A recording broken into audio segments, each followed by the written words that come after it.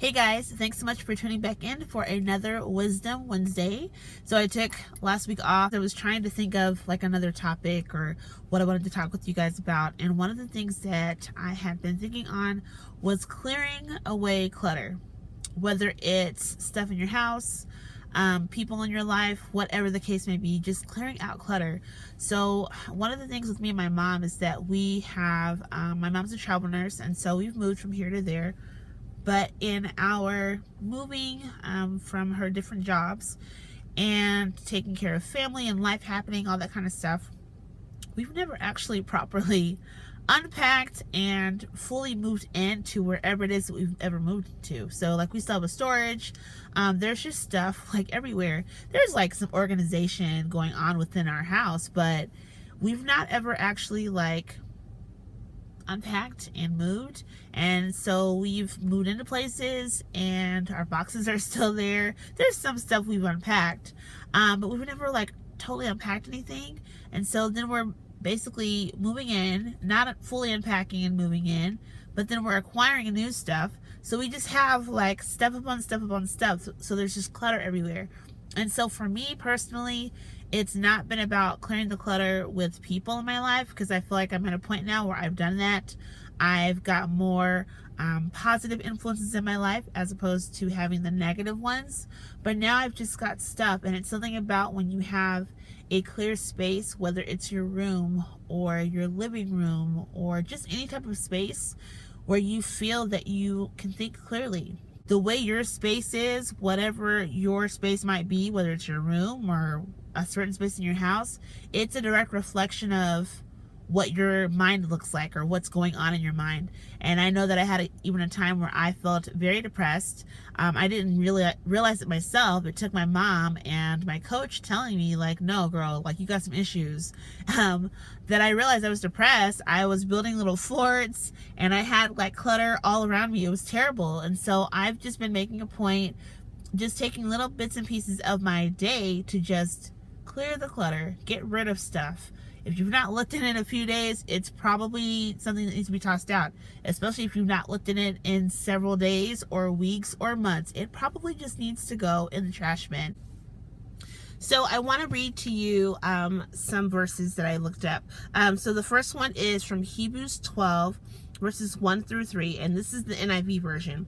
And so this one is saying, "Therefore, since we are surrounded by such a great cloud of witnesses, let us throw off everything that hinders and the sin that so easily entangles, and let us run with perseverance the race marked out for us, fixing our eyes on Jesus, the pioneer and perfecter of faith. For the joy set before him, he endured the cross, scorning its shame, and sat down at the right hand of the throne of God. Consider him who endured such opposition from sinners, so that you will not grow weary and lose heart." So it just kind of made me start to think of like what I'm wanting to achieve, which is a clear mind, a clear head, and just being able to function the way I want to, not getting back into that depression that I was starting into. But then I read it in the Message translation, and it was just powerful. It says, "Do you see what this means? All these pioneers who blazed the way, all these veterans cheering us on, it means we'd better get on with it. Strip down, start running, and never quit. No extra spiritual fat, no parasitic sins. Keep your eyes on Jesus, who both began and finished this race we're in. Study how he did it, because he never lost sight of where he was headed. That exhilarating finish in and with God, he could put up with anything along the way. Cross, shame, whatever. And now he's there in the place of honor, right alongside God. When you find yourself flagging in your faith, go over that story again, item by item, that long litany of hostility he plowed through. That will shoot adrenaline into your souls." And I just thought like that's kind of how we try to achieve our goals, is that we set a goal and we try to get ourselves planned out, and we're thinking clearly about things and figuring out what's our best course of action to be able to achieve that particular goal. And then sometimes, yeah, when we get discouraged, we try to put some sort of positive music on.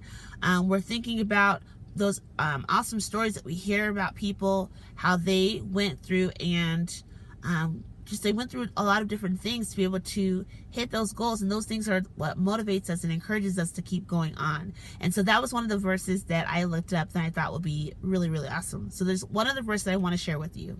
Okay, so this one I'm going to share from just the Message translation, and I really wanted to share Colossians 3:8-9, but then just in the context of the Message translation and how it's broken down, I'm going to read this a little bit more. So I'm going to start from verse 5.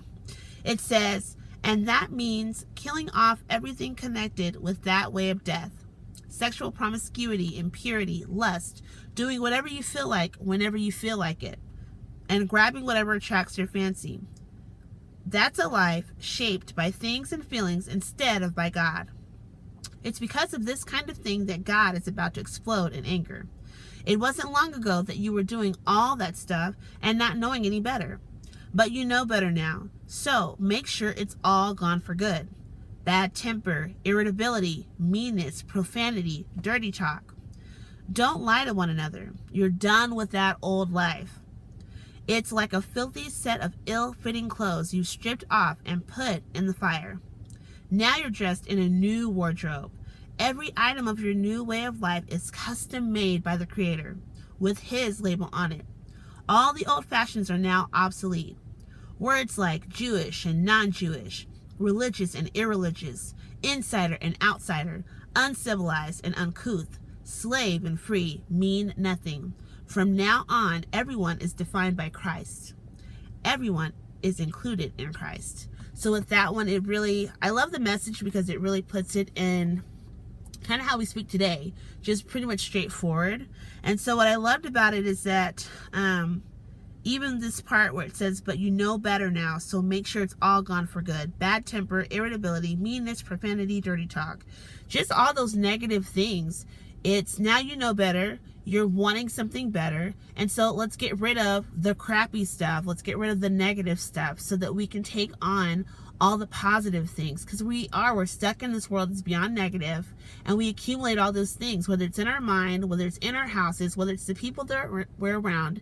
And so why not clear the clutter of those things? And so that was just something that has really been sitting with me, that has been pretty strong with me these last couple of weeks, and I've been really making a point to do that. And right now I'm wanting to be more physical about it, which is why I'm trying to get rid of things within my home and just clear that clutter so that I can think clearly and be able to function a little bit better, not just in my spiritual life, but just as I'm functioning day to day with the people that are around me. I still have to go out, I have work, and I have to interact with other people, and sometimes that stems from what your foundation is and what's going on at home. And I wanted that to be able to, it's almost kind of like you have to get your foundation set so that everything else that comes from that foundation is able to grow and bloom in a positive way, in a positive manner.